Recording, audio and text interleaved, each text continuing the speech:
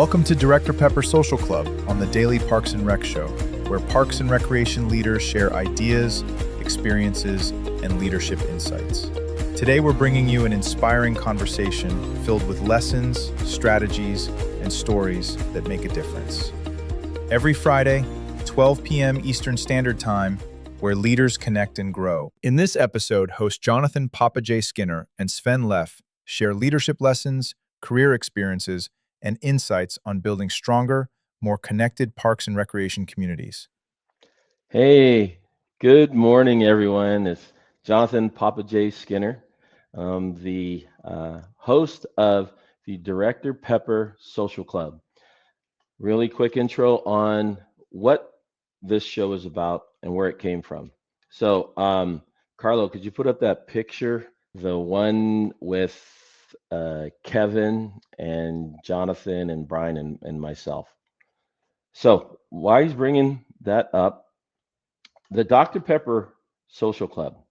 What it is myself, Kevin Hawkins, who was on a previous podcast, Brian Ambrose from the city of Murrieta, there we go, and Jonathan Nix, who was actually in Menifee at the time, wanted us as directors to be able to get together and talk about various things that are going on with our cities. So we all went to lunch at the Black Bear restaurant. Kevin was there first. He ordered a Dr. Pepper. I show up next. I ordered a Dr. Pepper. Brian actually it was Jonathan Nix who showed up, ordered a Dr. Pepper, and then Brian Ambrose ordered a Dr. Pepper. Thus, it was born. What it turned out to be was something even more about work. It had to do with how we were as people. So when we started meeting, we really started talking about what was going on in our lives. How the kids, how are your family, or is there anything that I can help you with personally? And then we got into the work part of it. Started with the 4 agencies. We then grew to about 20 agencies in the Riverside, Southern California area. And we started meeting on a weekly, monthly, quarterly basis to really explore how we were as people. And it has grown into friendships that we now have. And that's something that I'm going to miss. But what I want to do right now is have Jovi and Carlo go ahead and run our first promos, and then we'll get into some more and introduce you to my friend Sven Leff. Take it away.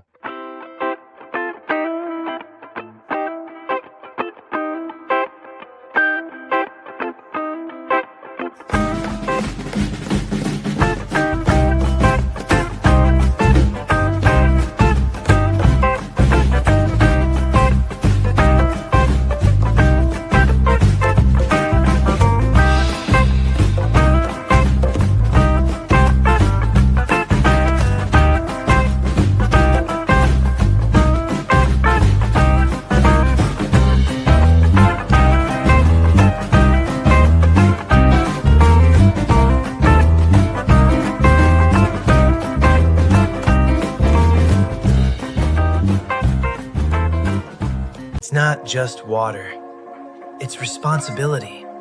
It's leadership. It's not just drowning prevention or water safety. It's life.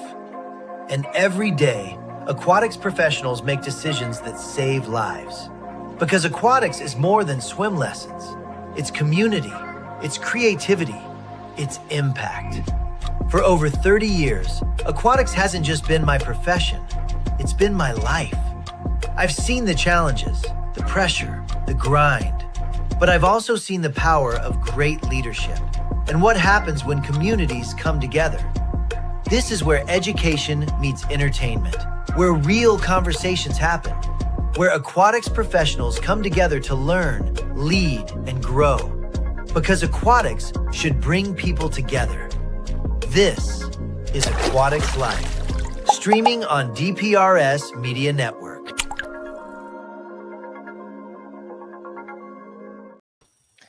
Yeah, thank you for that. You know what? Could you bring up the slide with all the different shows that are available on DPRS? We have so many different shows that if you take a look here, Monday through Friday, there is something for anybody who is interested in parks, recreation, community services, in their fields, their pools, everything that goes along with it. Have some really great hosts, and I hope that you will turn into DPRS Media. We're on LinkedIn, Facebook. We're on YouTube. We want you to join YouTube if you want to bring that up real quick too, as well. We're trying to get to 1,000 subscribers, and so you should be part of the trend. And the trend is these shows that are on here, these podcasts that teach people about recreation. So there's the information to subscribe.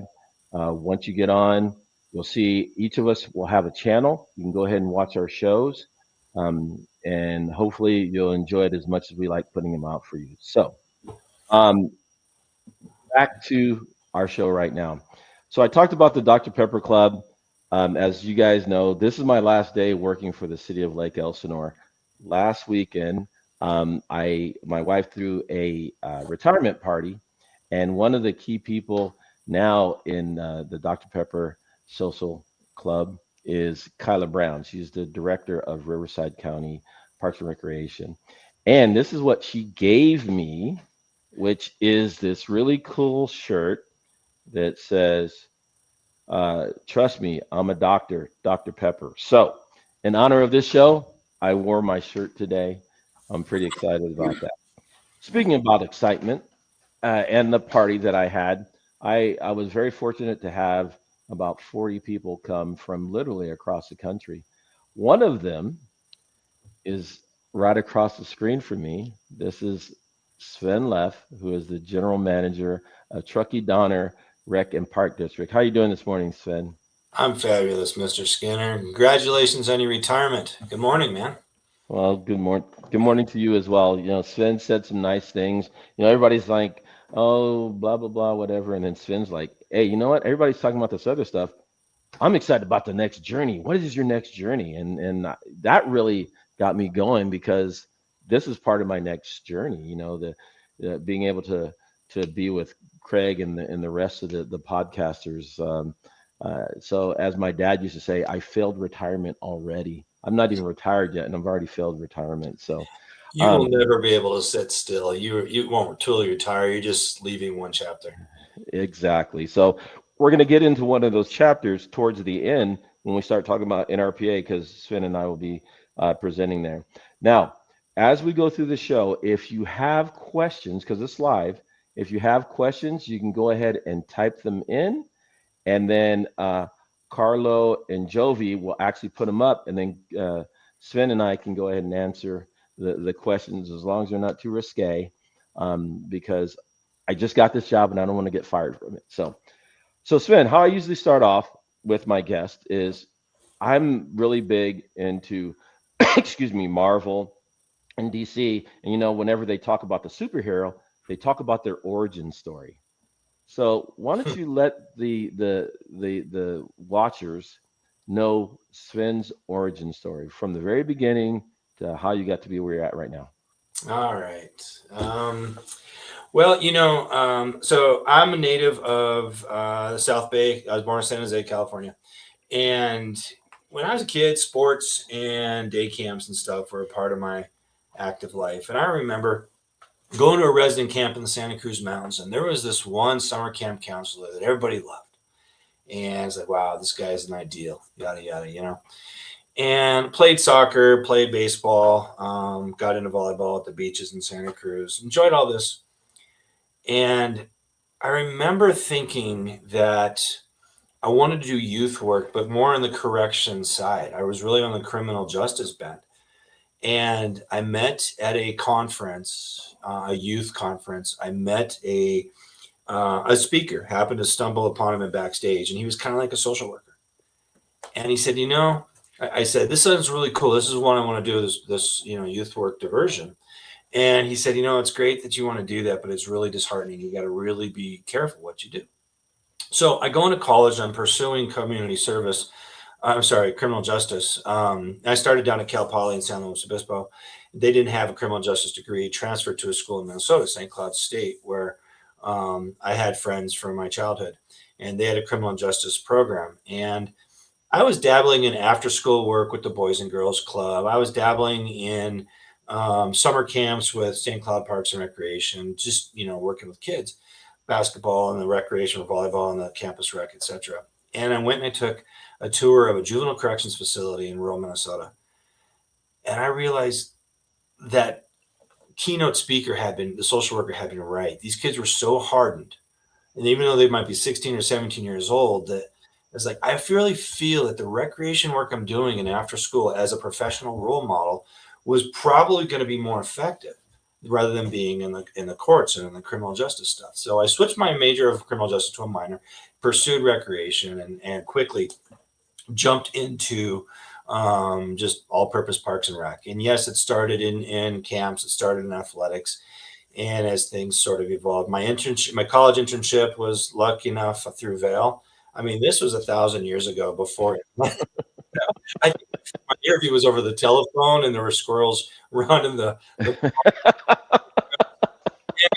but I landed this internship out in Vail, and it was really transformative as far as even from urban to more natural spaces. And I returned to Minnesota for the YMCA. That kind of rolled, ended up back out west, first in Reno, and so forth, and evolved. And with the YMCA, I even evolved into fitness and opened a YMCA with an aquatics and more versatility in various forms of recreation. When I was in Reno, started working first with Washoe County and then with Reno, and ended up as a marketing supervisor, in fact. And I think when you and I met, we're going back about 20 years now, I had to even interviewed for a job with you up at Incline Village, and you passed me over for an internal. But then like a couple months later, I met you at a Nevada Park Society holiday party, and you were having all your Dallas Cowboys banter. Thank God you're not wearing that today. I'd have to turn off my monitor, your Cowboy stuff. And I was like, wow, you were so cool. And you like sort of mentored me. And I was finding my role in municipal rec versus, my previous nonprofit rec stuff, recreation. And it just sort of grew. And so then I was really getting into leadership roles. I'd really probably been in the industry already 15, 20 years at this point in various steps. And it had such a diversity. And I was on Nevada. I remember this piece too. I was on the Nevada Park Society board, and you either followed me or were just before me in as the role of that stuff. And we were doing the state conference down in Henderson. And I was interviewing for a job because Reno was going through the Great Recession at the time, and we had the reductions in force. And rather than, really revert, I was thinking back to the Midwest and landed in Cedar Rapids as the Parks and Recreation Director. And that really started raising me into administration. And at the same time, I started dabbling in the Nevada or the National Rec and Park Association with the conference committees and all the networking that has grown. You've had many of our friends and colleagues from that on this show, and look forward to every time we get to present. And it just has evolved. And all of a sudden, I looked back and I was like, okay, my family's relatively grown and mature. My girls are in high school, and my parent. How do I get home to California? How do I get back to Washoe County and Reno? And the opportunity came here in Truckee, where first I came back. I actually accepted a demotion from Cedar Rapids Parks and Rec Director to the superintendent in Truckee, and in a chance to come back home and be close to family. Because family has always, at various steps, been a part of my past. But at every step, I was growing and I was learning. And I've been blessed and fortunate enough now to have ascended back to the general manager here of an independent special parks and recreation district in this beautiful area that I used to vacation at as a kid, close to family nearby. And I continue to grow and be challenged by different aspects of our industry now as a lead, an administrative leader and stuff. My role as GM is pretty much CEO of this corporation, and it's demanding. And every time I get bogged down, in the details of the work, I can still walk across the hallway and see people playing basketball in the gym. I can see the kids on the playground. I can go out to the park and watch some, activity.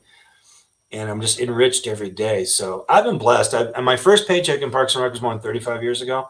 All these steps of growth and evolution, whether they're in West or in the Midwest or whatever, I'm really fortunate to have been able to just continue to grow as a professional, to give back as a speaker and a teacher in some of the state and national conferences, to working with colleagues, and just every day still find that, intrinsic value and motivation for what we do. I truly believe I've been lucky enough to live this calling, and there's another step in that this morning. I've been really long-winded here, but I feel that, my past is quite diverse, and I'm very, I guess, proud of it. So, and of course, we've been together 20 years in various capacities, and I treasure what you have brought to my career, and excited to see where the rest of the next stuff goes. Even though you're retiring from active public service and stuff, you're critical to me, and we're both still extremely young, my friend. So let's keep going. Well, at least one of us. I think I'm like 9 times your age, but no big deal. But so you know what, Sven, so going from criminal justice into recreation and into the YMCA. So what do you see the difference between the YMCA and the operations and how they work and do programs, and being into municipal or district government up in Truckee? What do you see the biggest differences are? So the biggest difference is the YMCA being a nonprofit, whether they go for federal grants, state grants, corporate grants, or whatever, or the fundraising out of the membership base and the fees they have to charge for programs, stuff like that. They are a big network of independent local corporations that use Parks and Recreation as a tool to bring people together. That's a similarity. But in municipalities, a lot of us are first property tax based. We've got elected boards where the nonprofits have probably selected, recruited volunteer boards. So you maybe go with more corporate partnerships. Hey, let's pull this person or that person onto our YMCA board. And I believe when I was at the Minneapolis YMCA, our board was like 22 people. I could be wrong, but it was massive. Here in our governments, we've got boards typically of 9, 7, or 5 people, and so forth. So, Sonny, thank you, man. And it was great meeting you finally in Lake Elsinore, Temecula last weekend. Oh boy, I'm gonna take the side trips, and Sonny just popped on here.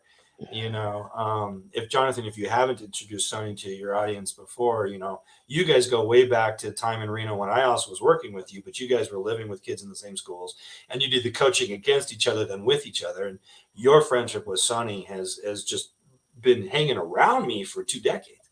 Finally got to meet the man, and I believe I fell in love with him and his family through all of your stories about Sonny and his journeys around the country. And it was wonderful to have him join you in Southern California last weekend as well. So it's great to see Sonny. him. Yeah, Sonny is a great guy. Oh God, he keeps going. Where can I get? This is the Sonny Cooper Show. Yes, the Sonny Cooper Show. But something. So Sonny and I go back to Reno days, and he came in, and we both coached football. Coach our kids in football. So for those who know me, they think I'm kind of gregarious. Sonny is gregarious times 1,000. He has people. He's a recce at heart. That's what he is. He's in the manufacturing industry. He works with parts for cars and everything like that. But a lot of the knowledge based, a lot of the experience based, a lot of the human base that he uses to be successful, you would say he's a recce at heart. He's also very competitive. When we coach football together, we all had different jobs. I was doing the secondary for defense, and Sonny was doing the running backs and quarterbacks. And so we got to work together as a team to give us a successful team. Several of our players end up making to the All-Stars and everything like that. And basketball, he lost. He couldn't beat me. But what he would do, typical Sonny, is he actually, and this is a youth basketball. The kids were in, I don't know, fifth, sixth grade. He actually, when he came into the league, he actually went out and bought his team Nike sweatsuits and Nike shoes.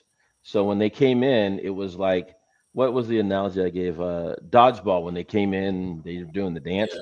They all came in. He had a theme song, and this was, 20 years ago. Our kids are grown now, but yeah. So he changed the dynamic of how our nonprofit basketball was, and we were so successful. We were able to donate money to the middle school and the high school for their sports program. So that's really good. So thank you for putting that out there, Sonny. Yeah, Um, it's great to have him pop up here. So, but to tie him in, you're correct. What Sonny was doing there, even this is more volunteering on the side of his day job and his paycheck. Recreation is that tool for building community, and he was doing that with the youth and the families there in the Demonte Ranch area of Reno, and probably continues to. So many of us, and there's so many people who don't professionally work in recreation, but certainly volunteer and do this as parents or retirees or some other capacity. It could be whether they love gardening in a greenhouse or they love swimming or whatever. We know recreation is this massive tool and stuff. And I'm going to tie this back in the YMCA, because I started to say YMCA as a nonprofit uses, the recreation tool to bring people together. I've seen in my time the YMCA has evolved from sort of, you got the old YMCA song, right? And they were really in residential services back in the 60s and the 70s. Now they're generally thought of more commonly as either camps or fitness and aquatic health clubs, right? But it's still the tool where they have found a niche that their membership and their customers and their patrons help them use recreation to bring people together, bring positive, safe spaces together in the actual execution of recreation programming and services. They don't commonly have lots of park space to maintain, except for summer camps, but sometimes they've got bigger campuses and they do it. Even with the YMCA's Minneapolis, we were on a campus with a hospital with lots of health and wellness partnerships. And there was even a church on the same campus that once in a while we were partnering for the church's activity spaces. So the only main difference really is that they're a nonprofit with an independent board, and most of us in municipal services are public with elected officials guiding us, but we also have the benefit of a tax base.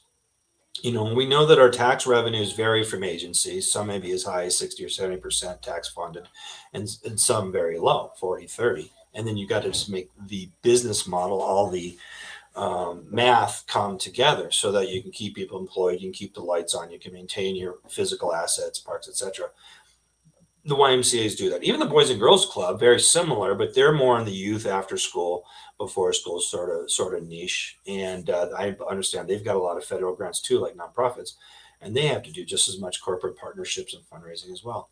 But all these different types of entities, and then you've got private recreation. Up here in the lake, up around Tahoe, of course, you got the Forest Service, which is public, but then you got the ski resorts, and you can have other marinas and other types of golf courses.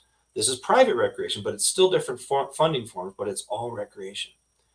And then really where I think we know as an industry, and we know veterans in this industry take it to heart, is that no matter the model, people wake up in the morning, they take care of their basic needs, they have a job, and then as soon as they got a breather, and some have more breathing time than others, what do? They recreate. It might be relatively passive and it can be extremely active, but it's recreation and leisure.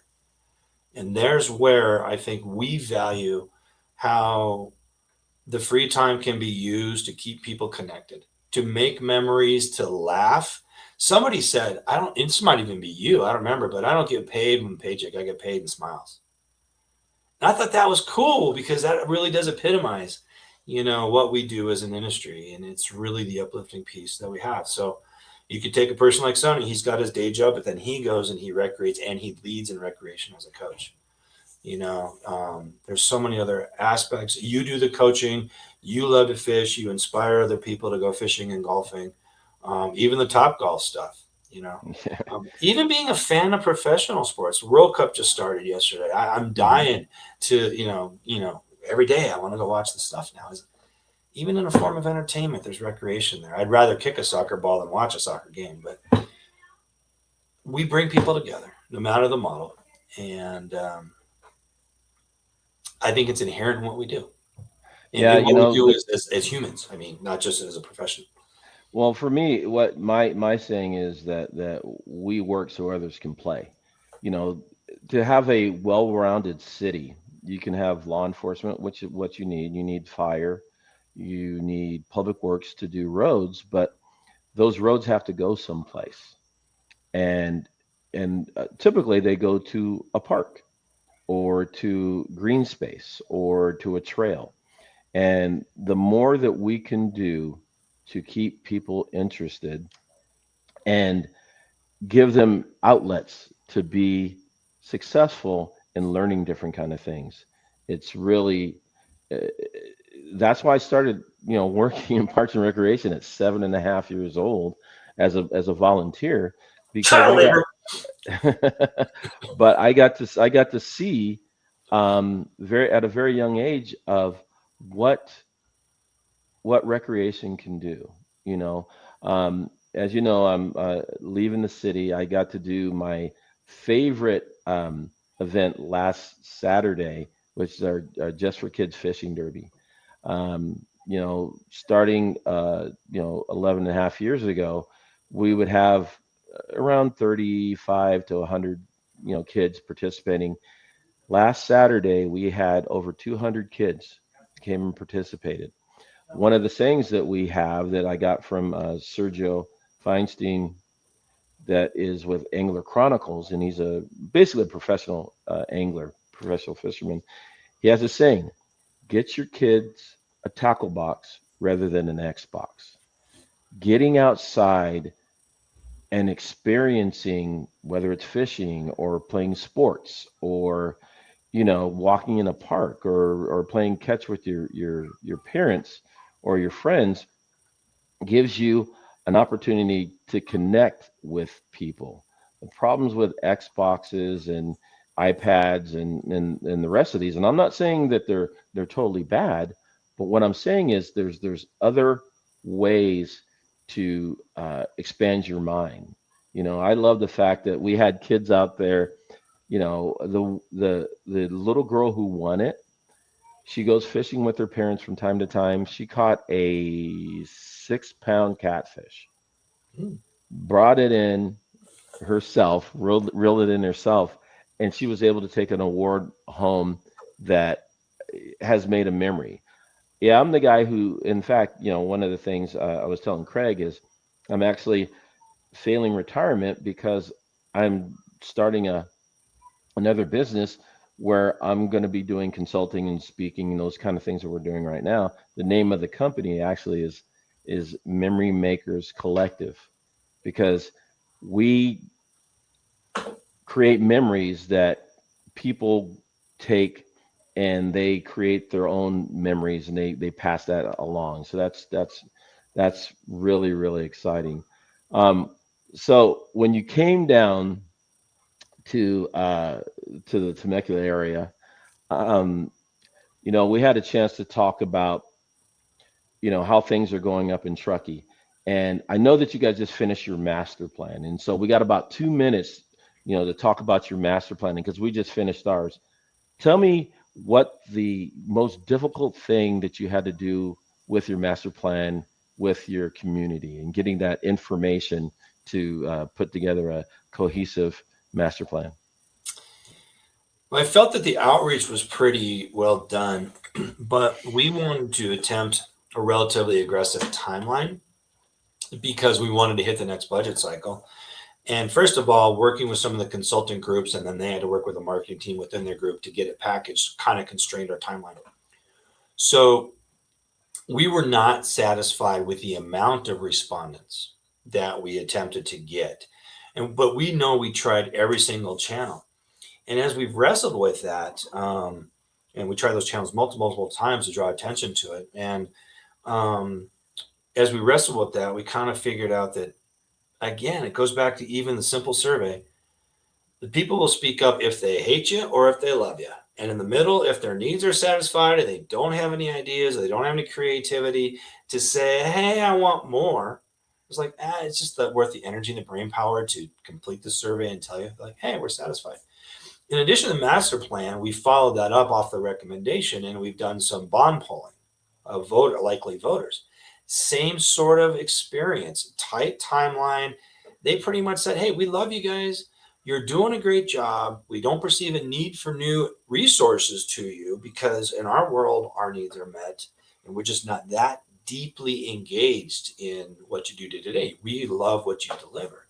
So we actually conducted in 4 public segments of outreach.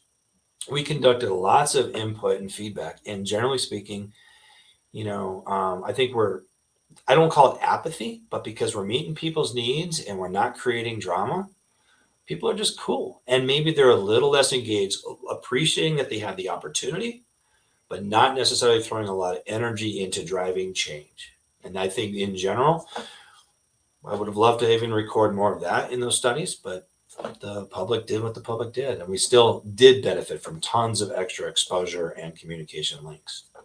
Yeah, see that's really key right there. I call it, there's a guest we're going to have at the end of the month. Chris Daste is one of my mentors, but I call it the Daste rule of 3 to 5.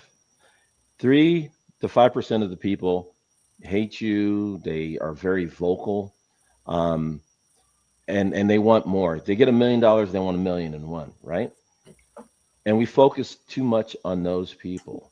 It's those ones that 93 to 98% of the people who are very happy, you'll never hear from them because they have that park to go to, or they love your program, but they're not really ones to fill out surveys and that kind of stuff. And we really need to focus on those more. And when we get back from the break, we can talk about our master plan that we just went through. Successful, we had some opportunities for success, we'll say. But Carlo, why don't you go ahead and take us to the break, and we'll come back and finish up with Sven. In today's parks and recreation industry, communication, safety, and efficiency go hand in hand. That's where Outdoor Link comes in, delivering smart technology that empowers city departments and community planners to do more, smarter. Outdoor Link's platform connects and automates everything that keeps your parks running smoothly, from lighting and locks to signage, water features, Wi-Fi, and digital advertising. Control and schedule park lights for safety and energy savings. Remotely manage facility access. Coordinate fountains and splash pads. Provide public connectivity.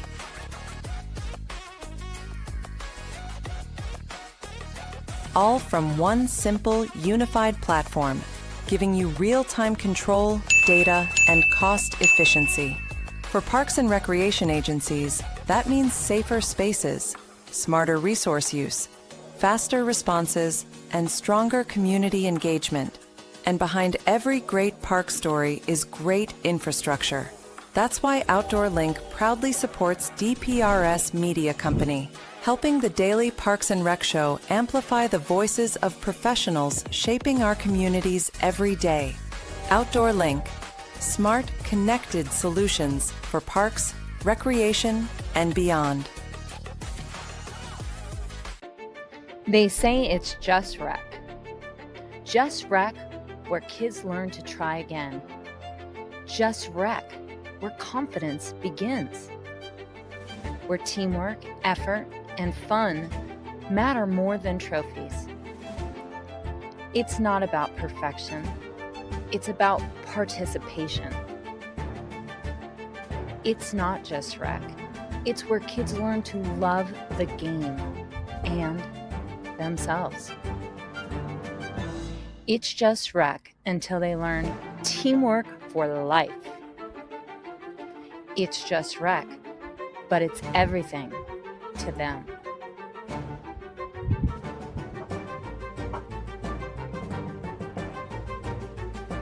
It's more than rec.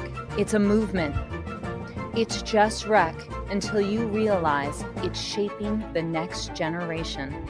Together, we're not just running programs, we're building a culture of confidence, connection, and community. Join us. Man, I just love these commercials, infomercials that are done. The last one really hits home. Again, Outdoor Link. We want to thank all of our sponsors and everything for being able us to be able to get the shows. But that Just Rec, Sven and I have been working together for a long time, and Sven knows me. I hate when somebody says, "Well, I'm just a recreation leader," or "I'm just an aide." You are a very important, integral part of the organization. You are the frontline people that they bring their kids back to camp because of you. Me, I'm just a guy. Sven and I are just guys that, get you the resources. So never call yourself just a recreation leader or just this or just that.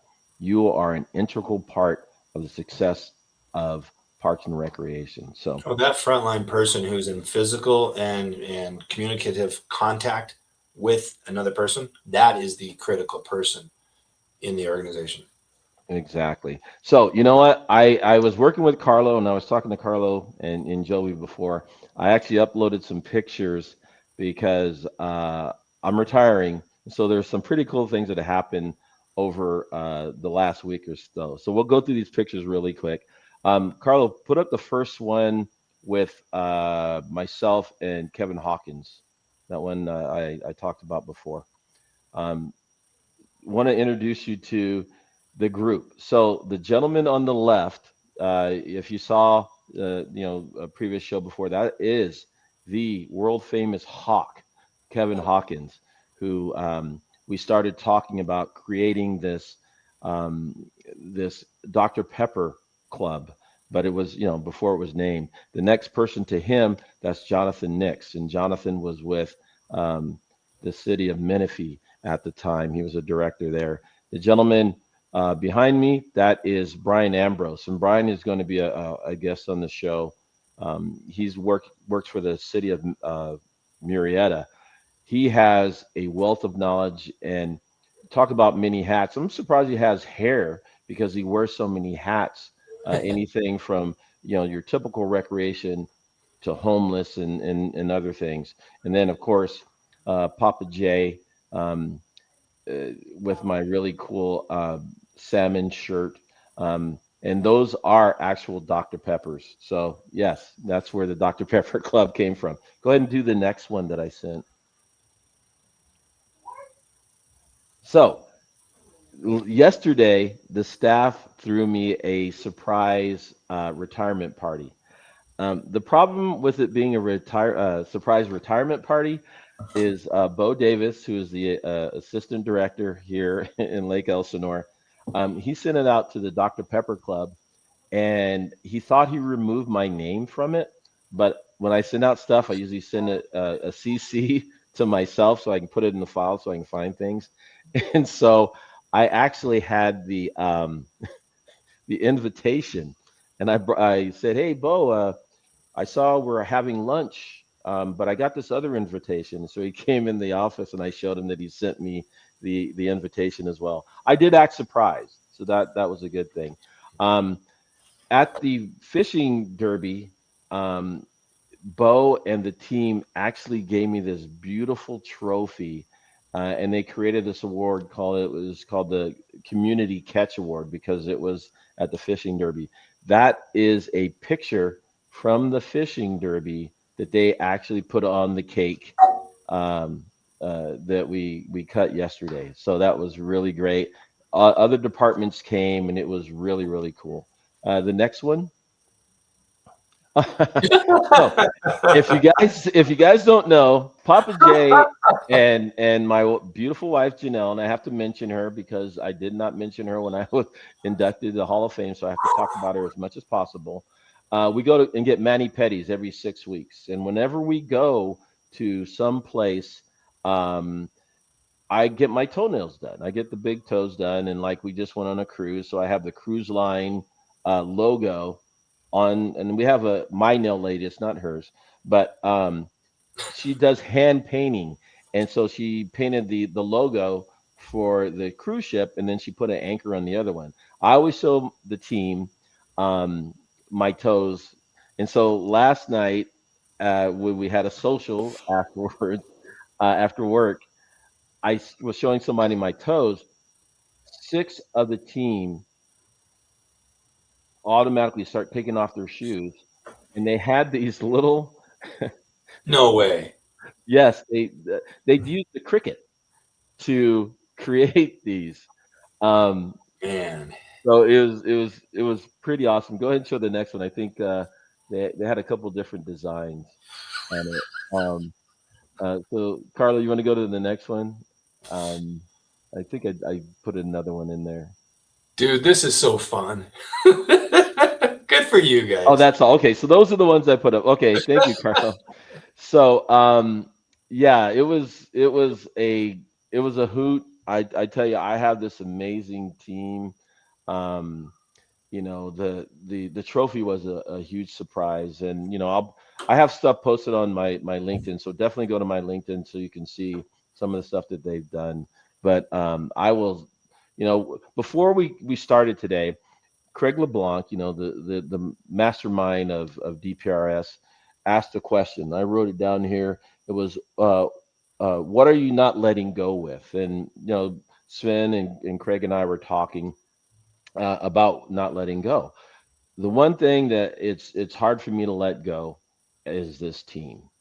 You know, if you go to my page, you'll see they've done various things for me that really you want to see if you make a difference in people's lives, and that's what we do. Um, Craig was talking about, having imposter syndrome. Hey, Katie. So She is Katie, so spot on. oh my God. No, I'm not a legend. I'm just a guy. Katie's a legend. Her brother is a legend. If you don't know, they're with Public Restroom Company. Actually, Katie and or her crazy brother Chad are going to be Oh, guests. you said his name. That's a fun Yes, one. I know. It's like, but I didn't say it three times because if you say it three times, then he appears, which is not a bad thing, but but I love the Kaufmans. I've known them forever. I knew them in Reno. Yep. I know their dad who passed away many years ago, but a fantastic Yeah. uh, Well, on person. that piece, just to give them some recognition, I mean, Public Restroom Solutions, they're a Northern Nevada company. They were involved with us back in the Nevada Park Society 25 years ago. And Chad and the family and the team have grown it very well. I believe Chad's on the NRPA board now. And And that's props to them for their investment in our industry. and see that goes back to what you were saying before, that you don't have to be in recreation to be in recreation. If that makes a lot of sense to me. And if it doesn't make sense to you, it's your own fault. Chad and the team over there at Public Restroom really build restrooms and showers and those kind of things, and we use them down in Santee Lakes. Leadership shadow is strong. Sunny, we have our own comedian with us. I love Sunny. Um, but that Chad and Katie and the rest of the group have always been part of recreation in some point, in some way, way, shape, or fashion. And so we're going to talk about that when we have them on the show. So back to what we were talking about before, master plans. We just had our master plan that was done, and it was an arduous journey, um, because while we were doing it, and it was supposed to take basically about 12 to 16 months, it ended up taking almost 2 years.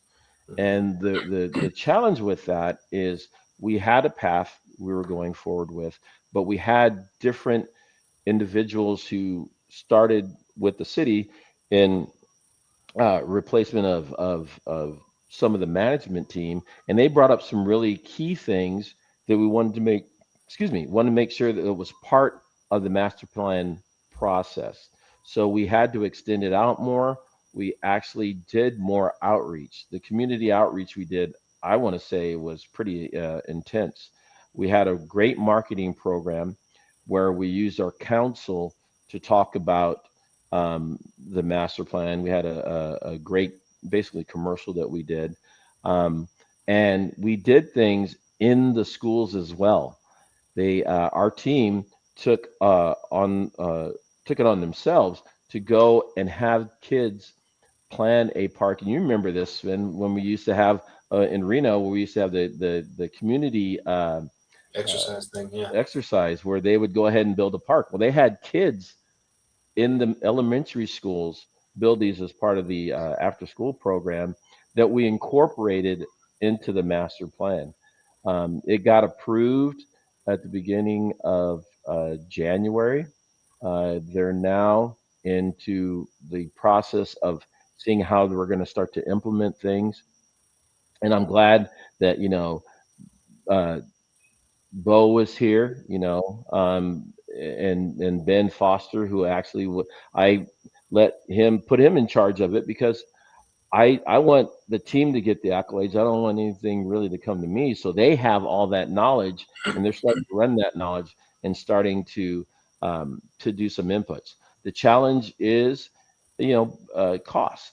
Some of the things that we're looking at have a pretty extensive cost to it. But it's one of those things that we wanted to figure out what we wanted to be when we grow up, and they have those tools that are there, and now they're starting to expand out to the different departments to see how we can bring some of these things to fruition. Um, so I'm going to transition here because we got about 11 or so minutes left. Actually, if I can, before we get off, since it's sort of your retirement show, I'd kind of like to hijack it with a question for you, Hmm. if we can, and then if you're brief about it, then you can get back to your agenda. And I You mean won't back Sven you brief up. or no? Okay, go ahead. Although I can remind you that we're going to Philadelphia in September, and that's Yes. kind of like not where Cowboys are welcome. So I'll be your No bodyguard. one's welcome in It's Philadelphia. okay, brother. So my question for you, sir, I think your career, your paid Parks and Recreation career professionally spans about 42 years. I know you've been in it for a long time, and I've seen you experience some of them. We've experienced together many, many, many, many highs and wonderful stories, and several challenges, that were as you framed them, you taught me this language, opportunities for growth, right? Opportunities for change, opportunities to reassess and come back stronger. So I know your career, like most of your audience and most of us in the industry, has been all over the place with highs and lows.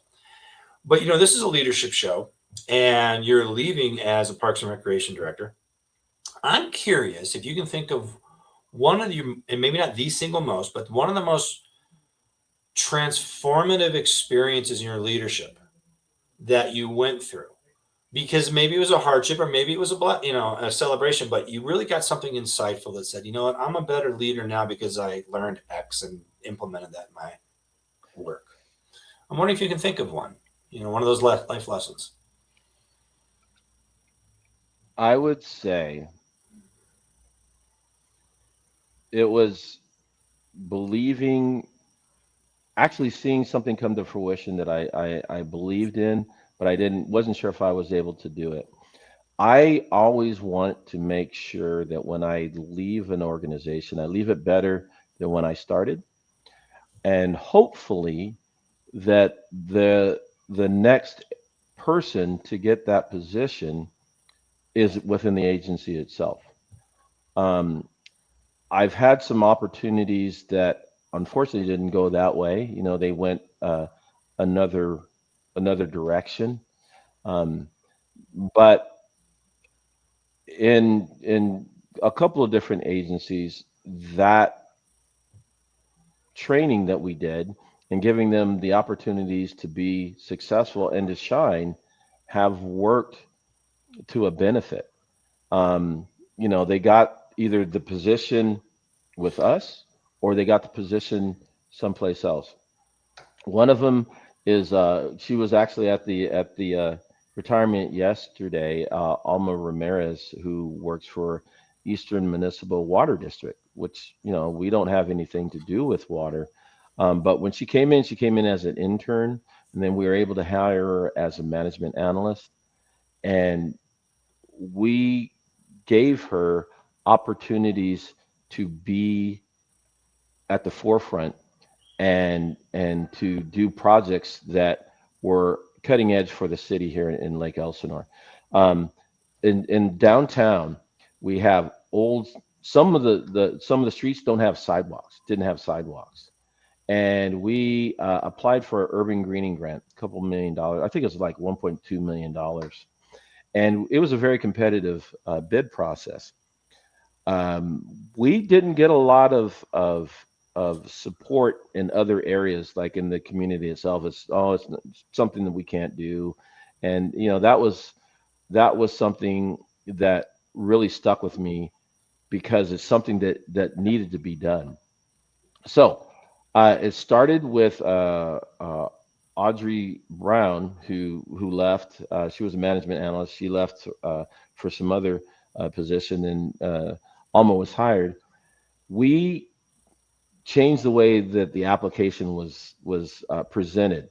A lot of people, they typed it, and they use a computer and they put it in. What we did is we actually put together a video that we submitted, that we were the actors that were in it. Basically, we talked about the greening grant and how it was going to benefit the city, and we made it a little funny, but we gave a lot of good information and feedback. And we were talking about it yesterday, we feel because of that, we were able to get that $1.2 million in order to put sidewalks that had not been in that area since the city has been incorporated since 1888. So that right there showed me that given the challenge, I would be able to accomplish it through somebody else.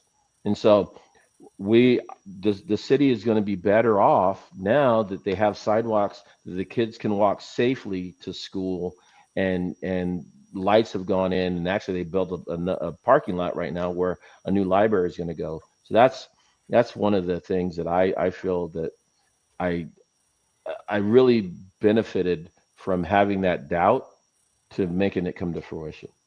That's really cool, man. All right, thank you for answering that. So I'll give you your show back. Oh, well, thank you so much. Thank you so much, Sonny Jr. I'll just call you Yeah. Sonny Jr.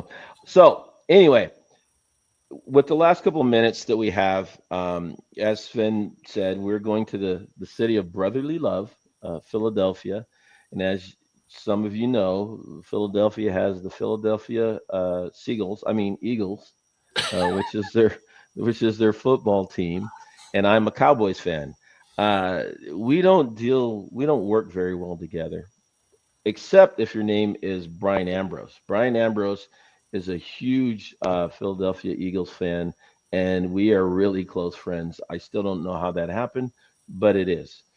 But at the conference, which is September, I wrote it down here, September 29th through October 1st in Philadelphia, I have the distinct pleasure to be a presenter for 2 sessions. One of them is with the world famous Sven Leff and Nikki Ginger, who is from Barry Dunn. So you want to give them a little overview about our session there, Mr. Leff? I believe we submitted it under the title, "You Did What?" And it's hard to really get that emotion in print, right? But the whole thing's about the importance of recognizing your team, celebrating your team, recognizing your successes, recognizing your learning moments, and applying that in leadership as a leadership tool for coalescing your team, motivating your team. Too often, Parks and Rec, because we work our butts off, sometimes we forget to celebrate in the public eye, put out even information in the news and the media, whatever, saying, look at our victory, look at our success. We finish one and we move to the next, right? We just keep going, or there's just so much we're overwhelmed. But we talk in this session and we bring examples from all the different aspects of our careers. Even Nikki, she used to be with Chicago Park District, so she's got big city experiences in addition to her nationwide exposure. And the three of us also had been together at one point on the conference committee, so we got to see things in lots of other communities. And we take these examples and we just kind of share, look, this worked for us, and this was a key point, and We also try to draw then those successes out of the audience and really make this a discussion and iterative, saying, look, there's a little bit of patting ourselves on the back. Going to a conference, I feel is like a 12-step support group. Thank God we could come together, at 10 a.m. All the food and drink are not in the room for the most part. When we did this, God, where were we? I think this was the California conference. We did this in Palm Springs, and I lugged cases of Snickers bars because we got stuck over lunch. So we did have food that time. But it's just about celebrating the work that we do and using that as a tool in leadership for our internal teams and our external support, our public advocates, etc. That's what the session's about. Yeah, and the thing is that we focus on not only the immediate team, but also looking at our councils and the ones who give us the ability to be successful. So it's a really fun session. It's an interactive session. So hopefully you'll take the time to come and visit us in Philly. They're taking registration now for NRPA. It's going on. The other session I'll be doing, and it was with a guest I had earlier, the world famous Liddy Gutfield, and that one is on money, but partnerships. It's a lot of times what we focus on is making sure we get money to do programs and special events. But what we fail to do sometimes is looking at the importance of the partnerships that are formed that actually will help propel your programming in the future.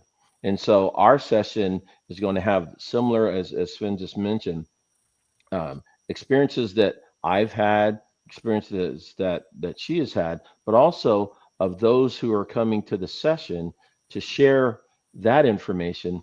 Because as I say, you don't have to reinvent the wheel. You just might need to change the tire on the wheel to fit what you're trying to do. So we're very excited to present. Next week is very exciting too, because Nikki, the third person that we have on our group, is going to be our guest, and we're going to talk about her experience. As Sven mentioned, she worked for the city of Chicago, and she has that experience. But now she works as a consultant. I don't know, he's doing I had something somebody walk by my office and said I'm on a breaking. call. Sorry. No problem. I do that all the time. No, go away. And there's nobody there.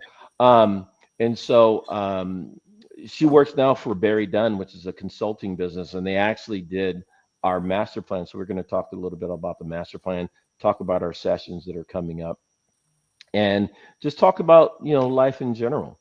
That's what this show is all about. It's about leadership, but it's also about the human side of the person that is on the other screen to my left or right, wherever Sven is right now. So Sven, Sorry. now that you're a general manager, what biggest changes have you seen in the industry that are going to be a game changer for the future? Like for me right now, AI is like this really. I remember talking to Nile Blatt a while ago about AI, and this was a couple of years ago, and now it's totally changed. Actually, if you look at my logo, that's an AI. I'm more handsome than that. But anyway, what do you think is one of the biggest changes that we're going to be seeing coming up? Well, AI is definitely a factor. Technology always has been. I mean, my answer is not exactly land breaking or like mind blowing, but I still think a lot of what we find is coming down to financial resources and economic challenges, and any of our master plans can be dreamy. They can be aspirational.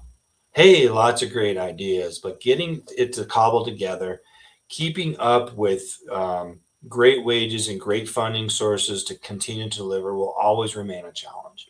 I think I've seen that over the last 15 and 20 years that I've been in leadership positions and watched the businesses from the lows of the city of Reno and the state of Nevada completely imploding during the Great Recession to just recent challenges where there's just sort of a stagnation of real estate, and so new revenues are not jumping on the tax base.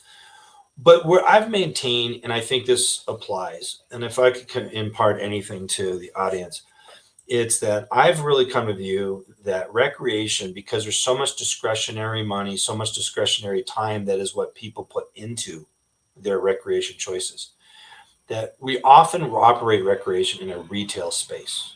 We can be in competition with Netflix for childcare dollars. We can be in competition for so many other aspects.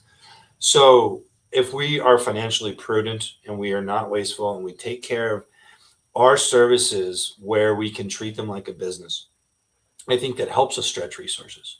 I think that has been our issue, our challenge, and will remain a relevant challenge for us going forward. So it's something we're facing right now. The budget that we're about to start writing for our next fiscal year is looking lean because we happen to be in sort of a recessionary trend over here in Northern California. But it's not the end of the world, because recreation is loved. Recreation is inherent in humanity, and it's going to be there.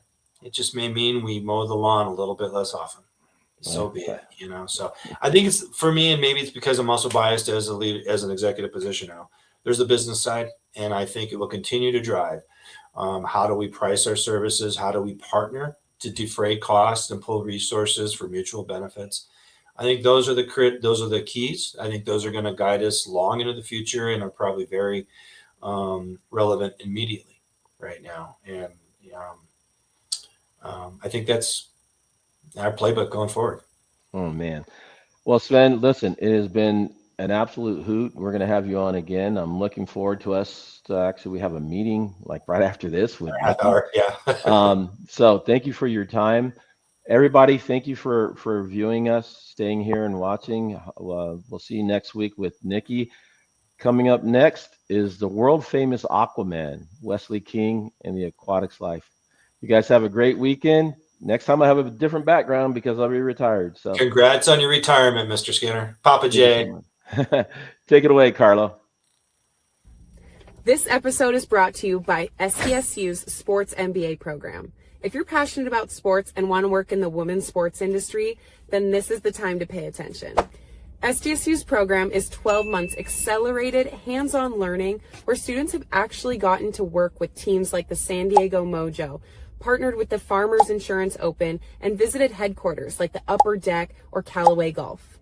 It's built for people who want to be in rooms like that.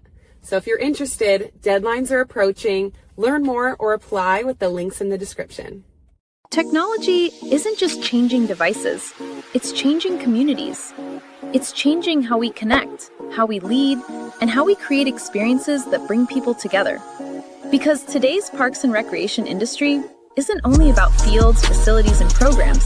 It's about innovation, smart systems, digital experiences, and the people transforming ideas into impact. Behind every thriving community, there are leaders embracing change. As technology evolves, parks and recreation professionals are discovering new ways to create safer spaces, stronger connections, and better experiences for everyone. This is where conversations meet innovation, where ideas become action, where parks and technology come together. Welcome to Parks and Tech Collective, streaming on DPRS Media Network.